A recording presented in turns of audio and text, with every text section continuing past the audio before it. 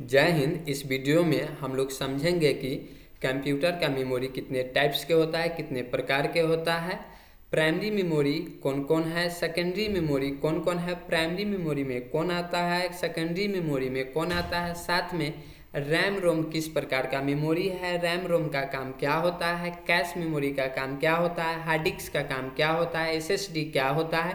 ये सभी चीज़ों के बारे में हम बहुत बेहतर तरीक़ा से, आसान तरीक़ा से, सरल तरीक़ा से आप लोग को हम समझाने वाले हैं, बताने वाले हैं। तो आप इस वीडियो को अंत तक ज़रूर देखिएगा, इन समय तक ले ज़रूर देखिएगा। मेरा वीडियो अगर आप लोग को अच्छा लगता है तो आप इस वीडियो को अपने दोस्तों में शेयर ज़रूर कीजिएगा। चलिए हम करते हैं वीडियो को स्टार्ट। जैसे कि आप अपने स्क्रीन पर जो देख पा रहे हैं, कंप्यूटर का जो मेमोरी होता है वो दो प्रकार के होते हैं। कितने प्रकार के होते हैं? दो प्रकार के होते हैं। ये जो देख पा रहे हैं कंप्यूटर का जो मेमोरी होता है वो दो प्रकार के होते हैं। एक है प्राइमरी, दूसरा है सेकेंडरी। अब समझते हैं हम लोग प्राइमरी में कौन कौन आता है और सेकेंडरी में कौन कौन आता है। तब प्राइमरी में रोम हो गया और रैम हो गया। प्राइमरी में रोम हो गया और रैम हो गया। रोम तीन प्रकार के होते हैं, ई रोम, डबल ई रोम और इपिक रोम। ये रोम का प्रकार हो गया। रोम का तीन प्रकार होता है। रैम का दो ही प्रकार होता है, एस रैम और डी रैम। एस रैम का मतलब स्टैटिक रैम, डी रैम का मतलब डायनेमिक रैम। और सेकेंडरी में आता है हार्ड डिस्क हो गया या डीवीडी हो गया और पेन ड्राइव अभी आ गया हुआ है। ये सभी जो होता है सेकेंडरी का हो गया और ये प्राइमरी का हो गया। अब चलिए हम लोग और अच्छे तरीक़े से समझते हैं। प्राइमरी जो हम लोग देखे हैं, प्राइमरी जस्ट अभी देखे हैं। प्राइमरी मेमोरी का दो प्रकार होता है। प्राइमरी में दो आते हैं, रोम और रैम। तो रोम का तीन प्रकार है, पी रोम और इपिक रोम और डबल ई पी रोम। और रैम का दो ही प्रकार है, एस रैम और डी रैम। रैम का दो ही प्रकार है, एस रैम, डी रैम, यानी कि स्टैटिक रैम, डायनामिक रैम। ये रैम का प्रकार है। अब हम लोग चलिए समझते हैं रोम जो होता है किस प्रकार का काम करता है, रोम का काम क्या है, किस प्रकार का मेमोरी है। चलिए हम लोग समझते हैं रोम को। सबसे पहले रोम का पूरा नाम होता है रीड ओनली मेमोरी। रोम का पूरा नाम होता है रीड ओनली मेमोरी। देखिए इसके नाम में ही छिपा हुआ है, यानी कि रोम का डाटा जो भी रहता है जिसको हम लोग रीड कर सकते हैं, इसको मिटा नहीं सकते, सिर्फ पढ़ सकते हैं। और रोम देखने में कुछ इस टाइप का रहता है, नोखिला टाइप का निकला हुआ रहेगा, जो देख पा रहे हैं आप अपने स्क्रीन पर। रोम नोखिला टाइप का रहता है देखने में। और ये जो लगा हुआ रहता है मदरबोर्ड पर लगा हुआ रहता है, देख पा रहे हैं मदरबोर्ड पर अस्थायी रूप से लगा हुआ रहता है, इसीलिए इसे अस्थायी मेमोरी कहा जाता है। रोम को अस्थायी मेमोरी कहा जाता है। देख पा रहे हैं ये रोम पर लगा हुआ है, अस्थायी रूप से लगा हुआ रहता है।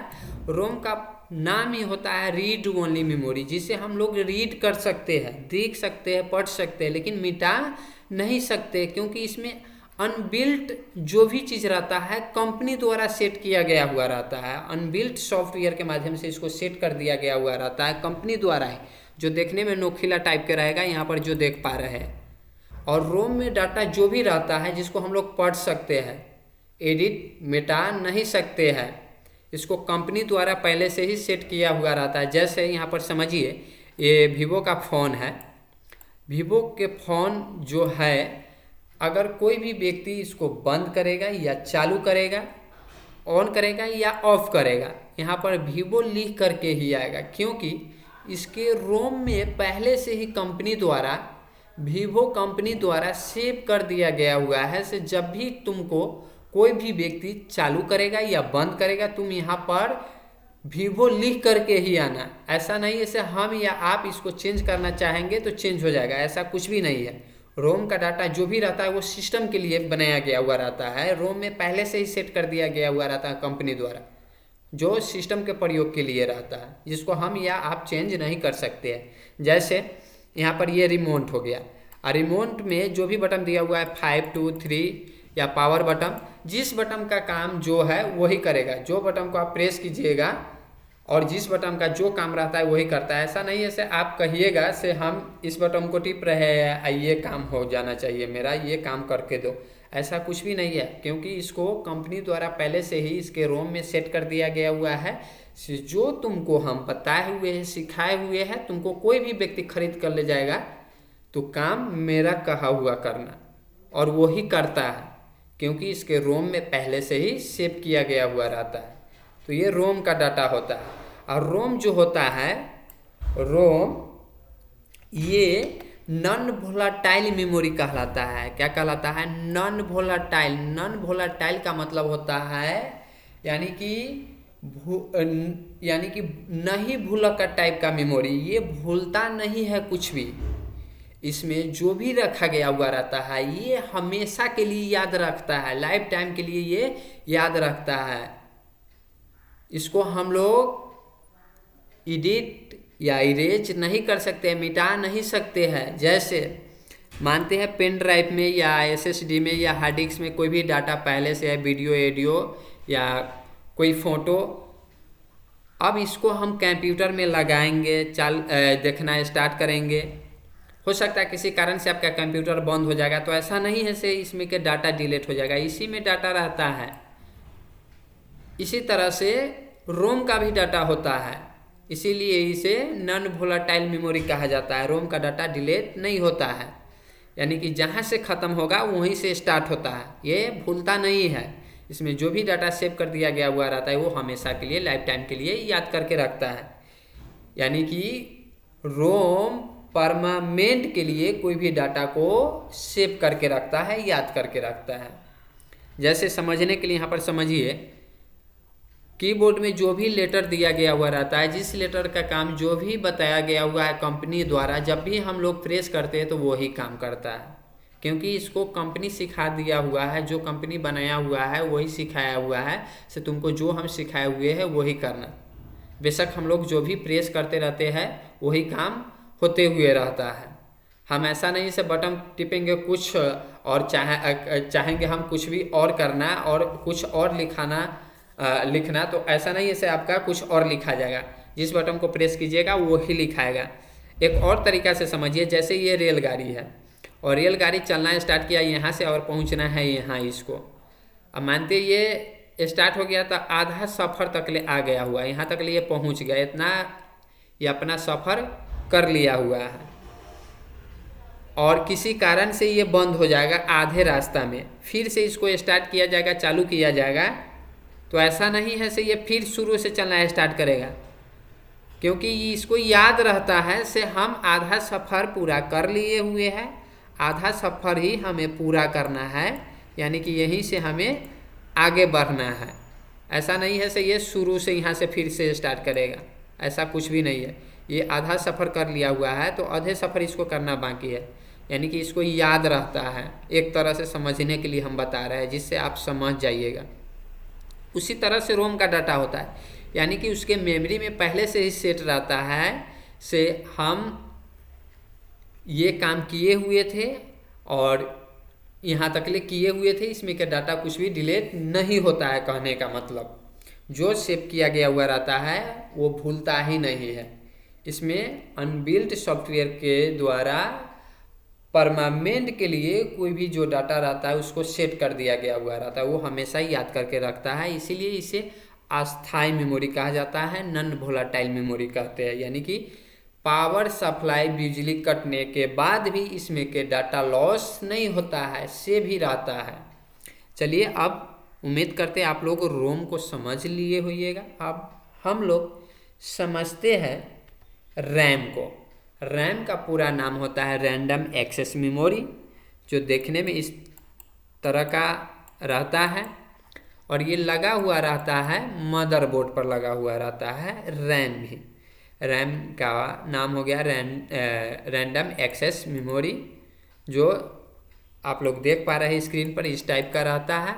और रैम जो रहता है ये अस्थायी मेमोरी कहलाता है। अस्थायी मेमोरी इसलिए कहलाता है ये भूलक्कड़ टाइप का मेमोरी रहता है। किस टाइप का रहता है? भूलक्कड़ टाइप का मेमोरी रहता है, इसीलिए इसे वोलेटाइल मेमोरी भी कहते हैं। क्या कहते हैं? वोलेटाइल मेमोरी भी कहते हैं। ये भूलक्कड़ टाइप का मेमोरी रहता है। जैसे एक कैलकुलेटर पर हम कोई भी डाटा यहाँ पर कैलकुलेट कर रहे हैं, कैलकुलेट करते रहते हैं हम यहाँ पर कोई भी डाटा हम कैलकुलेट करते रहते हैं, कैलकुलेशन करते रहते हैं। अगर मेरा सिस्टम या फ़ोन बंद हो जाएगा तो यहाँ पर जो भी किए हुए रहते हैं वो लॉस हो जाता है, यानी कि मिट जाता है। ये याद करके रखता ही नहीं है, कुछ भी याद करके नहीं रखता है। जैसे ही आपका पावर सप्लाई ख़त्म होगा, बंद होगा, ये कुछ भी किए हुए रहिएगा वो पूरा ख़त्म हो जाता है। इसीलिए इसे भूलक्कड़ टाइप का मेमोरी कहा जाता है, यानी कि वोलेटाइल मेमोरी इसे कहते हैं। जैसे यहाँ पर कैलकुलेटर पर हम भी यहाँ पर कोई भी कैलकुलेशन कैलकुलेट कर रहे हैं, हो सकता है किसी कारण से कैलकुलेटर आपका बंद हो जाएगा, मेरा कैलकुलेटर बंद हो जाएगा, तो जो भी काम किए हुए रहेंगे वो लॉस हो जाएगा, मेरा मिट जाएगा, क्योंकि इसको याद ही नहीं रहता। क्योंकि ये जो होते हुए रहता है ये रैम में होते रहता है, इसीलिए इसे वोलेटाइल मेमोरी कहते हैं। क्या कहते हैं? Volatile memory. इसको हिंदी में अस्थायी मेमोरी कहा जाता है, यानी कि इसमें डाटा जब तक आपका पावर सप्लाई ऑन रहेगा उतना ही समय तक ले आपके डाटा को ये सेव करके रखता है। अगर पावर सप्लाई कट जाएगा तो ये डाटा लॉस कर देता है, यानी कि ये भूल जाता है। तो आप यहाँ पर रैम को भी समझ लिए होइएगा। अब चलिए यहाँ पर हम लोग समझते हैं रैम जो होता है किस तरह से कार्य करता है। ये रैम जो देख रहे हैं कंप्यूटर में, जब भी हम लोग कोई भी काम करते रहते हैं, मानते हैं पावर पॉइंट में कोई काम कर रहे हैं, एक्सेल में कोई भी काम कर रहे हैं, वर्ड में कोई काम कर रहे हैं, या किसी भी सॉफ्टवेयर में कोई काम कर रहे हैं, कोई वीडियो सुन रहे हैं, कोई ऑडियो सुन रहे हैं, या कुछ देख रहे हैं, इसमें जो भी हम लोग काम करते रहते हैं, अभी हम आप लोग को ये जो हम जिस एप्लीकेशन के माध्यम से आप लोग मेरा वीडियो देख रहे हैं, या किसी एप्लीकेशन के माध्यम से हम जो ये वीडियो को बना रहे हैं, ये जो चल रहा है रैम में ही चल रहा है। कहाँ चल रहा है? रैम में ही चल रहा है, यानी कि जो रन करते रहता है वो रैम का डाटा कहलाता है, रैम का डाटा रहता है। जैसे हम MS वर्ड में हम अपना बायोडाटा बना रहे हैं, बायोडाटा जब MS वर्ड को ओपन करके हम स्टार्ट कर लेंगे तो वो चलते हुए जो रहता है रैम में चलते रहता है। अगर उसे हम नहीं सेव करेंगे, मेरा कंप्यूटर बंद हो जाएगा तो वो डाटा लॉस हो जाएगा, भूल जाता है, क्योंकि ये रैम जो होता है भूलक्कड़ टाइप का मेमोरी कहलाता है, अस्थायी मेमोरी कहलाता है। अगर उसको हम सेव कर देते हैं, जब भी हम वर्ड में कोई भी काम करते रहते हैं, कर लेते हैं, उसको सेव करते रहते हैं, तो जो सेव होता है वो हार्ड डिस्क के पास चला जाता है, हार्ड डिस्क में चला जाता है। हार्ड डिस्क में जो भी डाटा रहता है वो भूलता नहीं है, क्योंकि ये स्टोरेज डिवाइस है, सेकेंडरी स्टोरेज डिवाइस कहलाता है हार्ड डिस्क। और जब हम हार्ड डिस्क में जो भी चीज़ सेव किए हुए रहते हैं तो हार्ड डिस्क से उठा करके लाते हैं तो कहाँ जाता है? कोई गाना है या कोई सॉफ्टवेयर है या कोई PDF फाइल है आपका, जब आप सेव किए हुए रहते हैं या डाउनलोड किए हुए रहते हैं, जब उसको ओपन करते तो वो उठ करके आता है रैम में। फिर कहाँ जाता है? रैम में आ जाता है। तो इस तरह से रैम और हार्ड डिस्क का काम होता है। हार्ड डिस्क का डाटा हमेशा के लिए सेव रहता है रोम के तरह, यानी कि इसमें डाटा जो भी रहेगा लॉस नहीं होगा, लेकिन रैम का डाटा होता है जो लॉस हो जाएगा। जैसे पावर सप्लाई आपका कटेगा, आपका रैम का डाटा ख़त्म हो जाता है। इसको कुछ याद ही नहीं रहता है, बहुत ये जल्दी भूल जाता है। चलिए अब हम लोग यहाँ पर रैम को समझ लिए और हार्ड डिस्क को भी थोड़ा सा समझ लिए। हार्ड डिस्क का काम क्या होता है, यानी कि कोई भी चीज़ को जब हम सेव करते हैं वो हार्ड डिस्क में चला जाता है, स्टोर हो जाता है।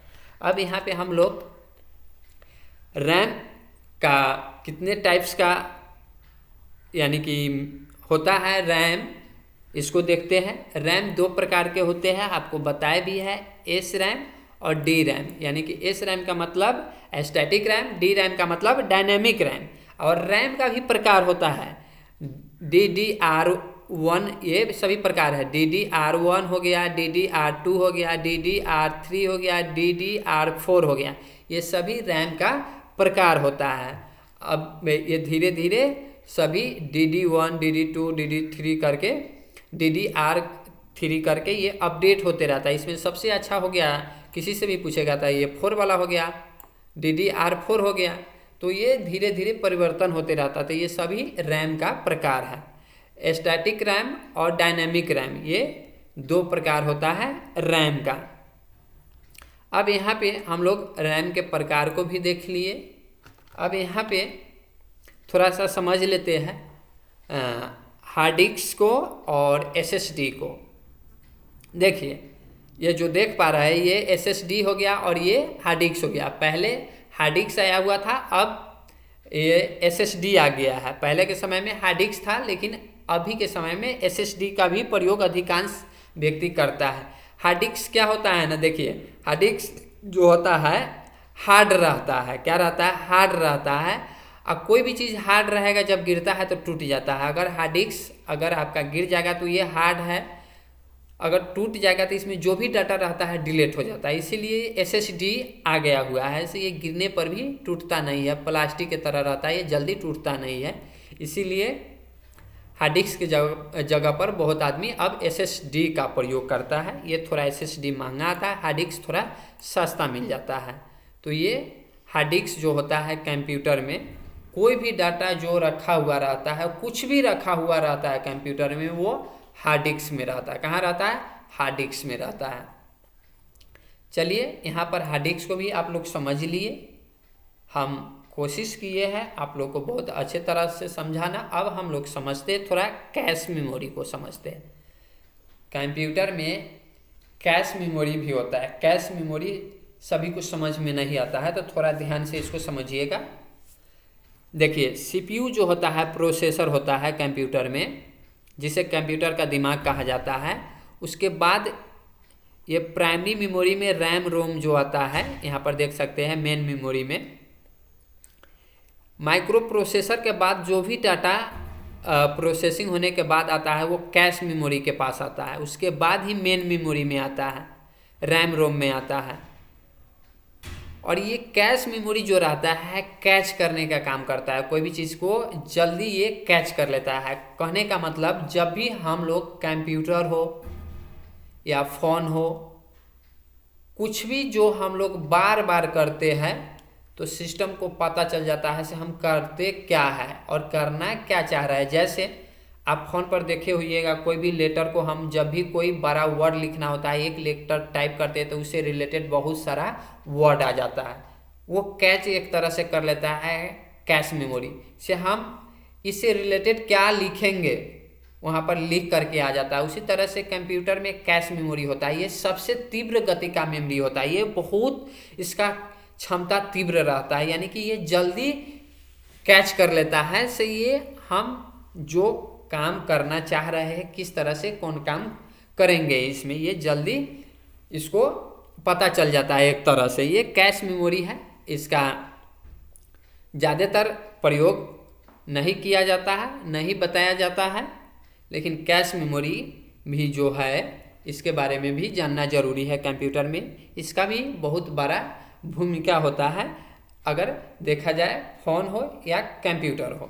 यानी कि ये कैच करने का काम करता है, कोई भी चीज़ को जल्दी पकड़ लेता है। तो इस वीडियो में हम लोग सभी चीज़ के बारे में बहुत अच्छे से समझे हैं।